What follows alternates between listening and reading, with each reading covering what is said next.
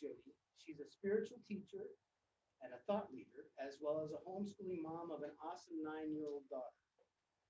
Currently, she teaches breathwork and health and wellness classes internationally online and has students in 93 countries. She's a reverend of the science of mental physics and a founder and creator at the EmpowerHouse Productions. Jody is passionate about creating content that uplifts, inspires, and empowers humankind. And if you go to the link that we have on our website, there's a lot of content there that's really good, very good. I've been enjoying it. Today's talk is going to be freedom in unity. And Jody's quotes for the day. The divine plan is one of freedom. The inherent nature of man is ever seeking to express itself in terms of freedom, because freedom is the birthright of every living soul. It's by Ernest Holmes. And another quote by Ernest Holmes is, the road to freedom lies not through mysteries or occult performances, but through the intelligent use of nature's forces and laws. The law of mind is a natural law in the spiritual world. And a quote from Jesus Christ, the kingdom of God cannot be divided against itself. And Jody's affirmation for today is, true liberty lies in unity. Be free, learn how. So let's give a warm welcome to Jody.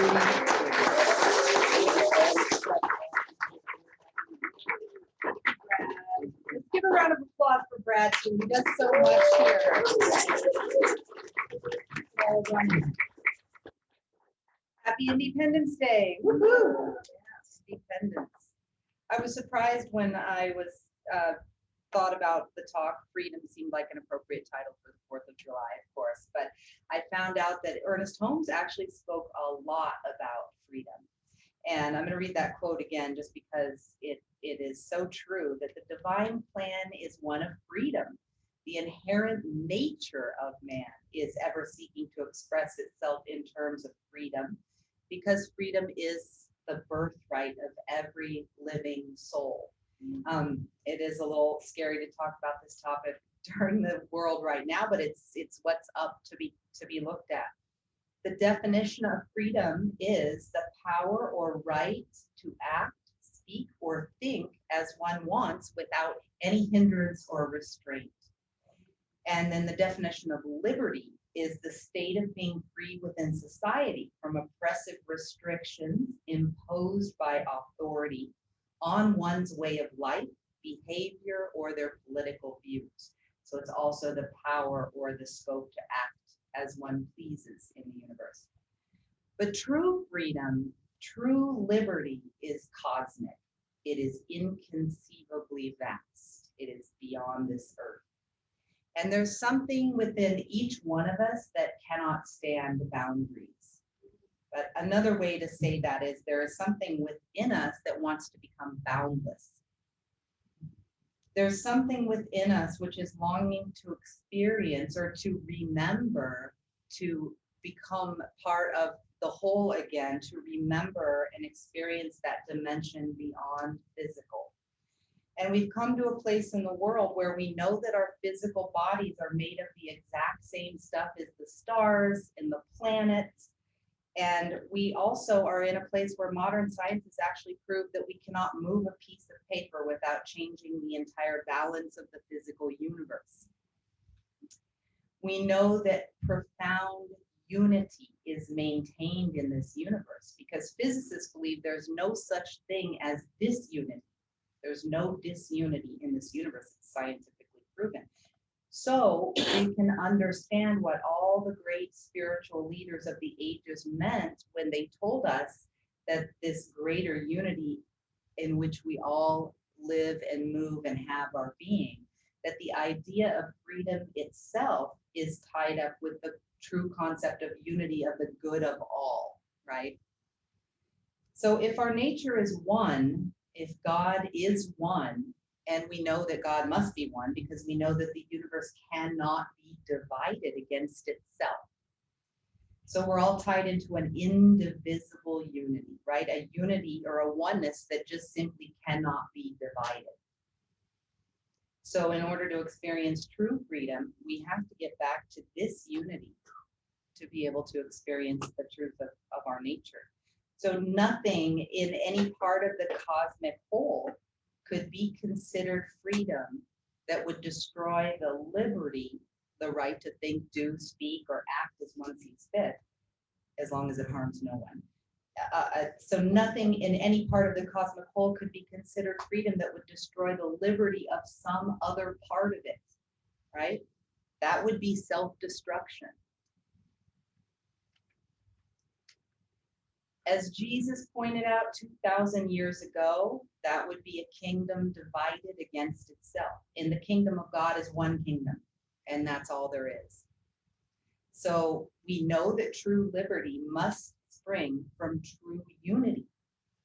And how can we each do our part to support this oneness, or to support the wholeness of the all that is? So let's take a deep breath, close our eyes, and just let's go inside ourselves. Take a big, deep breath down into your belly, and just let it out with a deep sigh. Just relaxing right down. And just observing this beautiful breath of life that is one thing that connects us all, beyond race, beyond religion, beyond any other dividing circumstances. Breathing in, breathing out, giving thanks for this breath of life that we share with every other living thing on the planet.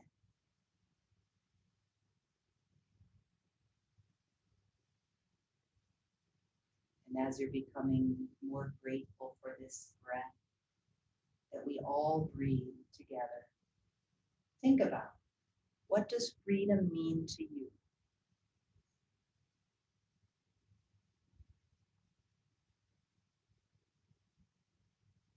What is freedom to you?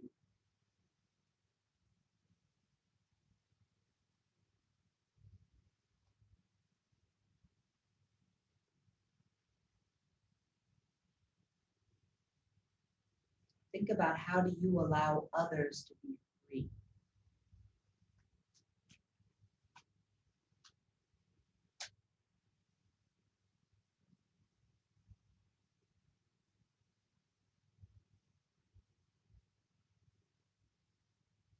Are there ways you might allow more freedom for those in your life?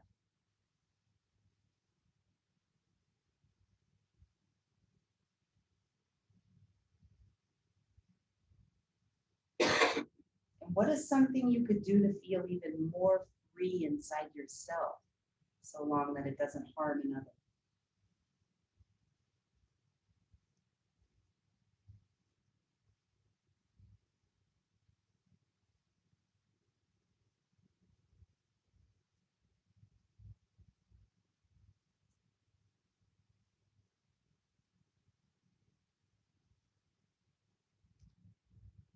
Ernest Holmes says, we are bound into a supreme unity.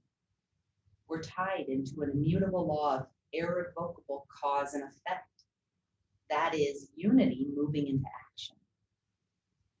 Cause and effect is something that happens as a result of this unity. So consequently, even though we are one, even while we are many, since each one of us is a part of the whole, if we seek to destroy each other, we only ultimately hurt ourselves. And that's the great lesson in life. Freedom comes only in such a degree that we no longer do anything that hurts anyone else, including ourselves. So Ernest Holmes was asking the question, what is divine wisdom? And he says divine wisdom must be as simple and profound as Jesus saying the kingdom of God cannot be divided against itself. And he says he thinks that's all there is to divine wisdom, because the kingdom of God cannot and will not be divided. So long as I seek to hurt, I will hurt. To the degree that I allow others freedom, I am free. As long as I seek to love, I will experience love. Freedom lies in the intelligent use of nature's forces and laws. The law of mind is a natural law in the spiritual world. It works as gravity works. If you step off a cliff, you're going down. And the law of mind is something that we're given to use, that Ernest Holmes talks about a lot, where we have choice. We have choice over the thoughts we choose to think and the words we choose to speak, and how we create in the world. And so we're constantly learning and growing and evolving as human beings to recognize what I had just said, that even though we're many, even though we are one, we are divided into these seemingly singular parts, right? But we're not. We're mirroring each other, and everything we do to ourselves or to another, we do to the whole. We can take responsibility for our own life, our own emotions, our own individual choices, the thoughts we think, the words we use. We are born to express ourselves in the myriad of ways and forms and creation that make up the vastness of God. This is our birthright, to come in and express ourselves how we see fit. And to not hold that back, not disallow another person, not prevent another person from expressing in the ways that they see fit for themselves, even if it has nothing to do with the way that we believe. The oneness that we're all a part of, we can't get away from that. We can't escape that, because it is our nature. And in the spirit of freedom, allowing ourselves full self-expression, sharing our deepest truths with another, accepting all of ourselves without judgment, all of our emotions as natural and of equal importance. I was sad for a couple weeks, and I realized that when I get sad or down or something, then I kind of hide away from people, because I have made it seem like that is not okay. Like, happy is good. Anything less than is not okay. And what I was realizing during that time, and also in the pondering of this thought about freedom, is it's giving ourselves the freedom to feel everything that we're feeling, because it is also a part of the whole. It is part of God. It makes up the totality of all things, right? It's all of the emotions are of equal importance. So allowing ourselves to be seen by another in our allness, in our completeness, is also very valuable, because if we hide out, this is another thing I just learned, if we're hiding out because we think part of ourselves that, oh, if they knew that about me or they saw me this way, then I wouldn't be loved, then you can really never trust love, because you're not being in your truth. You're not free in the truth of the totality of the allness that you are. So as soon as you can allow yourself that freedom of expression and allow another to see you in that, then, and love you in that, then you can trust love. And then you can also, because we're all connected, by allowing and freeing yourself of the judgment of who you are, what you're feeling, or any other judgment that you might have, that is also rippling out into the wholeness of the all that is, right? It's clearing up judgment in the wholeness. And as we each grow in our ability to create from this place of boundlessness and freedom within ourselves, we begin to create with the higher vibrations of love and unity. And then it ripples out, and then the world can become a much more peaceful place, right? There's a lot of division going on right now. And again, it's Ernest Holmes said something about, as human beings, when we try to create freedom, we often will create more boundaries for ourselves. And so it's like this evolving process of growing in learning how to express freedom and really truly be free. I mean, that would mean creating a system where we're all allowed to express ourselves completely without any judgment from anyone else, right? So think about the ways you might like to express your own freedom. What would you like to do to feel more free in your life? Is there something you're not doing? Is there something you're not expressing?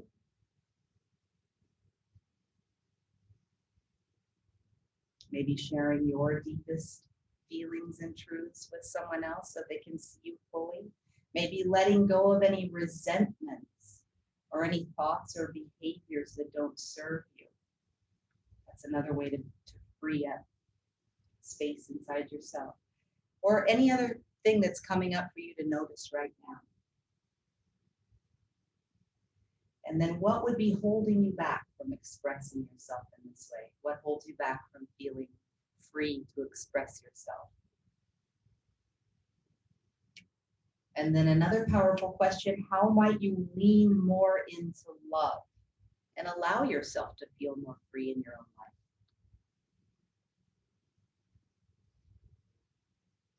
Another example of true freedom might be just accepting the present moment exactly as it is right now, with no resistance to it at all. And this is something that I've been learning for many years, which is the gap between what is. So the present moment is always as it is, right? It's the only moment life is actually happening, and it's our point of power in the now moment. And it is occurring always as it is. Now, the gap between as it is and the way we think it should be, all of that space is suffering, right? So the freedom of allowing ourselves to accept the now moment, now, and then again now, and keep allowing our resistance to fall away to it. And it is a practice. It's definitely doesn't come easy to human beings. But there is a very deep and profound freedom that lies in accepting your present moment as it is. And also, it's just a more rich experience of life itself. If you can, the more often you can get yourself to accept what is instead of the way that you think it should be. Ernest Holmes says in his talk, the evolution of the human mind is a slow process. Many movements in the world that claim to be seeking liberty only create new kinds of bondage. So he was talking, I don't know if I'll get it exactly, but he was talking about creating like a new group that is promoting freedom, but then the leaders of the group decide what freedom means, and then everybody follows that, and so it's yet again another form of bondage, right? So true freedom is within us. It is that vastness of the spiritual nature of ourselves. Final freedom comes only as it is tied into divine wisdom. And again, the divine wisdom is simple and profound as Jesus saying the kingdom of God cannot be divided against itself.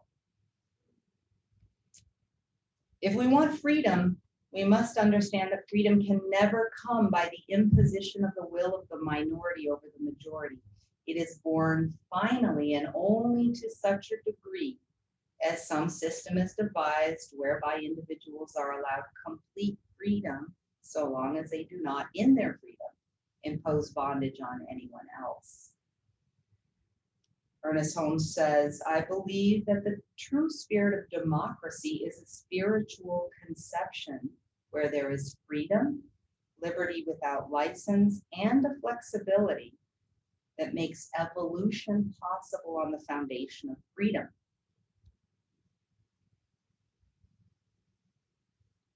And as we enter into the spirit of the meaning of Independence Day, the day when liberty symbolically was conceived, we can think of it as a spiritual conception, an idea in divine mind itself, taking form in human experience. Learning to love that liberty and gently and prayerfully handling the embodiment of the idea of freedom for all and allowing that to grow in strength. I just have a little side note here that from this Siddha Veda training that I've finished taking, there is a concept called Aditi Deva Bhava. And it means treat the unexpected guest as if God himself or herself has shown up, because this is the truth of reality. We're all part of this great cosmic whole.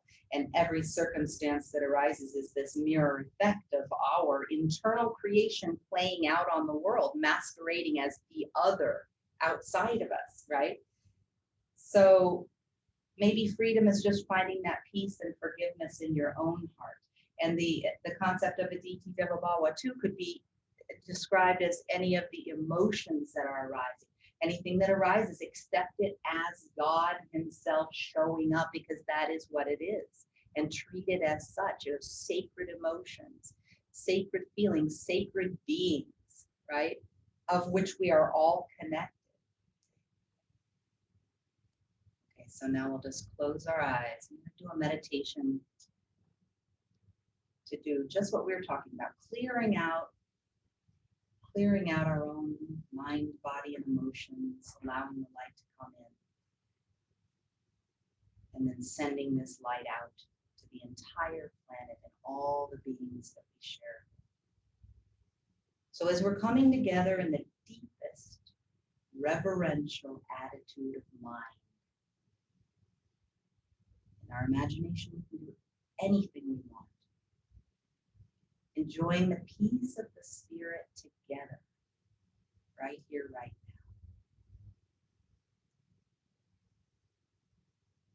now. I'm imagining a great light at the top of my head.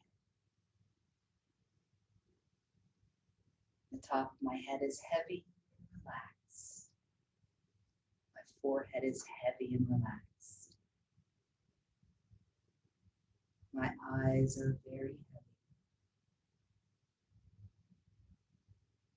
But oh, how happy I feel. I feel happy all over.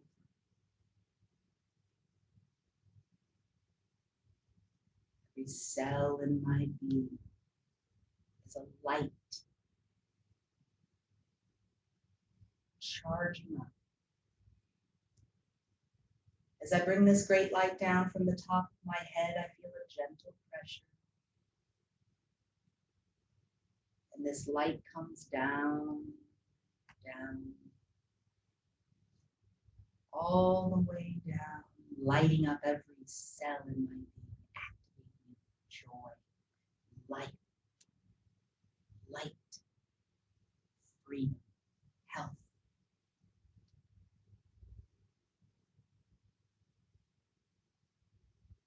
And now I'm thinking upward to the top of my head. I'm thinking joy. I'm feeling joy.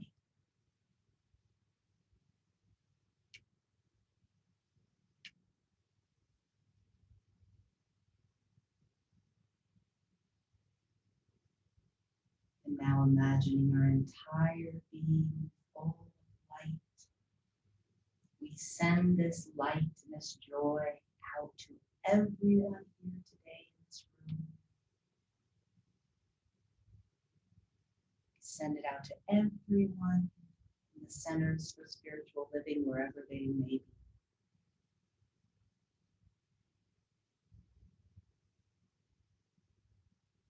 And now I'm sending this light out to my entire town, seeing it washing over the town, seeing these great waves of light rolling out of their own nature across my state.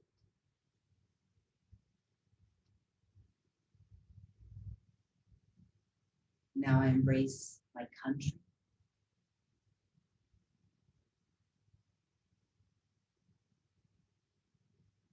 I see these waves of light washing around the entire planet.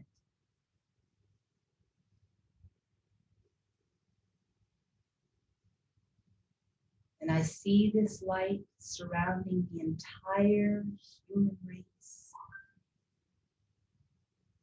the whole human race and all beings.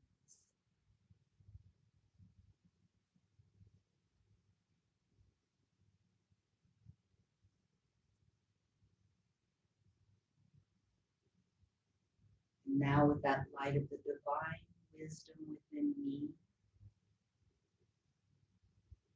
with my love, with my joy, with my life. I embrace every living thing. May all beings be peaceful. May all beings be blissful. May all beings be happy.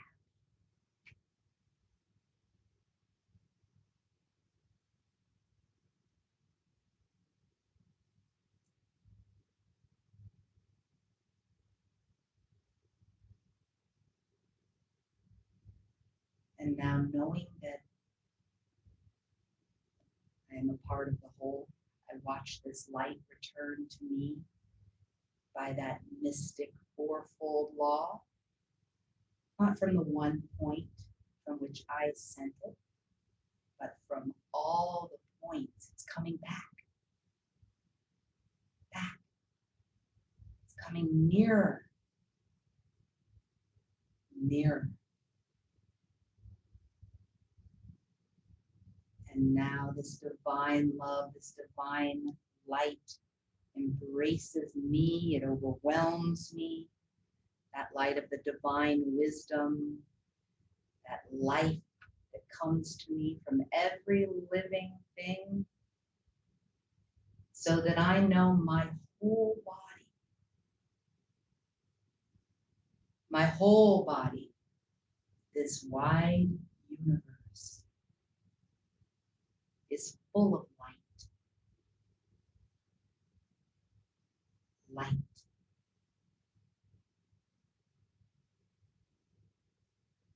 Light.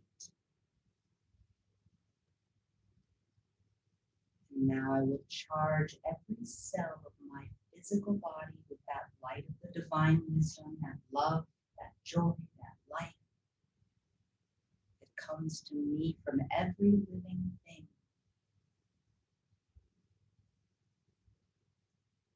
As feeling happy upward, looking upward to the top of my head and giving thanks. Giving thanks.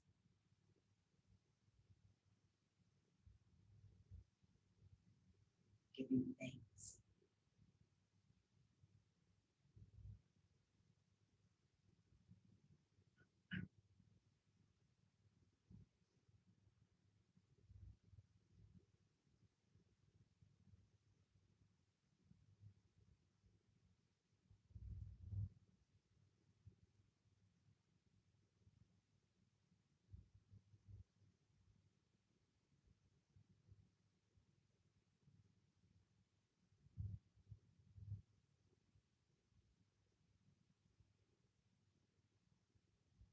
Slowly I take a little breath, and a long, deep